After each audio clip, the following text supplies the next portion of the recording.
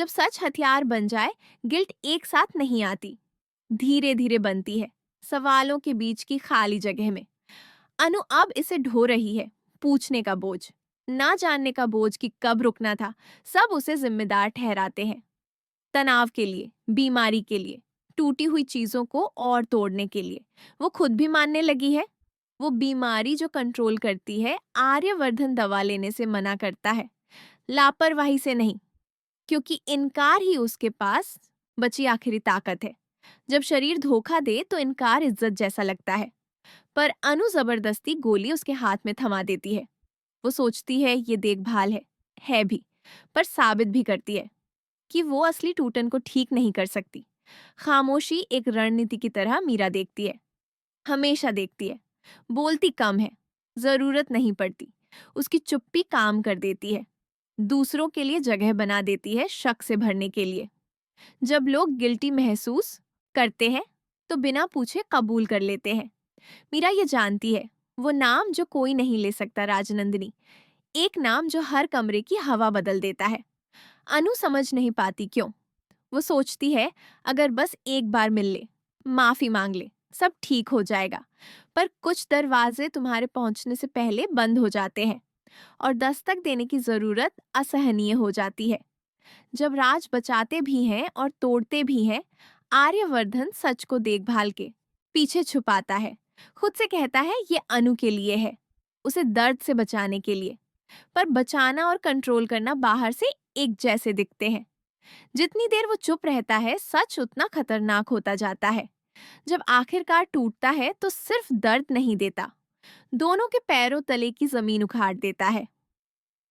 वो पल जब खामोशी खत्म होती है, वो बता देता है, राजनंदिनी नहीं रही, छुपी नहीं है, नाराज नहीं है, मर गई है। अनु की दुनिया सिर्फ बदलती नहीं, पलट जाती है।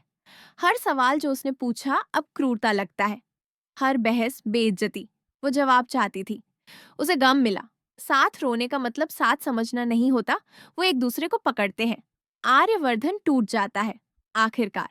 अनु उसे संभालने की कोशिश करती है, उसका दर्द सोखने की। पर बांटा हुआ गम आधा नहीं होता। ये दो लोग हैं, एक ही पानी में डूबते हुए, सोचते हुए कि नजदीकी बचाव है।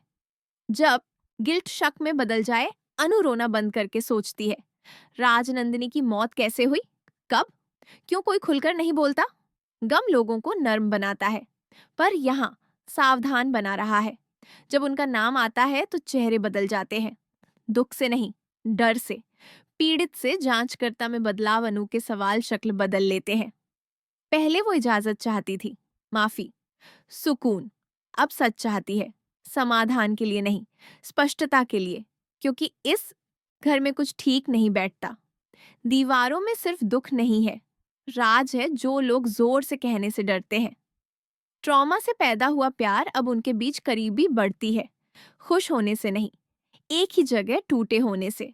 अनु आर्यवर्धन को अलग तरह से देखती है, उस आदमी के रूप में नहीं जिसने सच छुपाया, उस आदमी के रूप में जो अकेले ढोता रहा। पर साझा दर्द पर बनी नजदीकी नाजुक होती है। एक और दरार और ढह जाती है। देखने का बोझ इस घर में हर कोई अभिनय कर रहा है। मीरा, स्टाफ, वो भी जो कुछ नहीं कहते। वो इंतजार कर रहे हैं, देखने के लिए कि अनु पूछना बंद करेगी या खोदती रहेगी जब तक फर्श ना धंस जाए। डर लोगों को वफादार बनाता है, पर खतरनाक भी। जब केयर पिंजरे जैसी लगे, आर्यवर्धन माफी मांगता रहता है, छुपाने के लिए, दर्द देने के लिए, ऐसे होने के लिए जो उसे तकलीफ दे। अनु उसे रोकती है, पर वो उसे देखना बंद नहीं करती, उसकी खामोशी को परखती है। क्योंकि अब वो जानती है, वो मौत छुपा सकता है। और क्या छुपाया है उसने?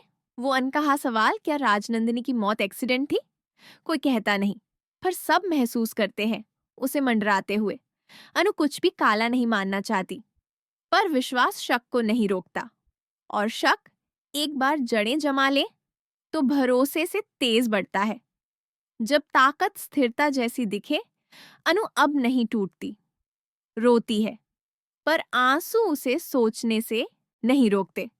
वो कुछ खतरनाक सीख रही है कि भावुक लोगों को कम आंका जाता है। और कम आंकना उपयोगी है।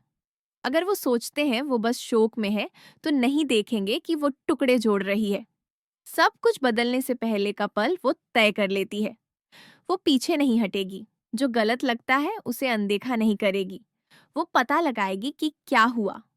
भले ही बचा हुआ भरोसा भी टूट जाए, भले ही आर्यवर्धन के बारे में ऐसी बातें जाने जो भूला ना सके। प्यार और जांच आसानी से साथ नहीं रहते, पर कभी-कभी किसी को बचाने का एकमात्र तरीका है उस पर भरोसा करना बंद करना। वो खामोशी जो शब्दों से ज्यादा रखती है, देर रातें अब, लंबे विचार। अनु हर बातचीत दोहराती है, हर प्रतिक्रिया जो उसने खारिज कर दी थी। वो एक नक्शा बना रही है। किसने झिझक दिखाई, किसने भटकाया, किसने नरमी से झूठ बोला।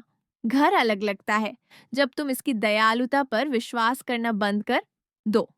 आर्यवर्धन की नाजुक राहत वो सोचता है कबूलने से मुक्ति मिली, नहीं मिली। सिर्फ बोझ खिसक गया। अब अनु भी ढो रही है, और वो सिर्फ पकड़े नहीं है, जांच रही है।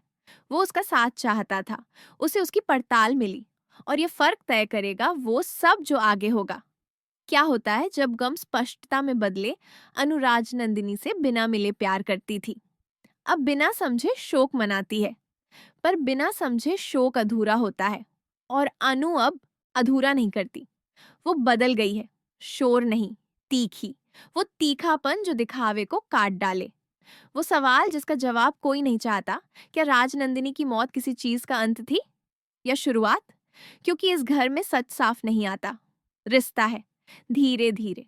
उन दरारों से जिन्हें लोगों ने बंद करने की कोशिश की थी, और एक बार शुरू हो जाए तो कोई कंट्रोल नहीं कर सकता कहाँ फैलेगा। क्या प्यार बचता है जब तुम उस इंसान पर विश्वास करना बंद कर दो जिसे पकड़े हो, या सिर्फ इसलिए बचता है कि तुम पूछना बंद कर देते हो?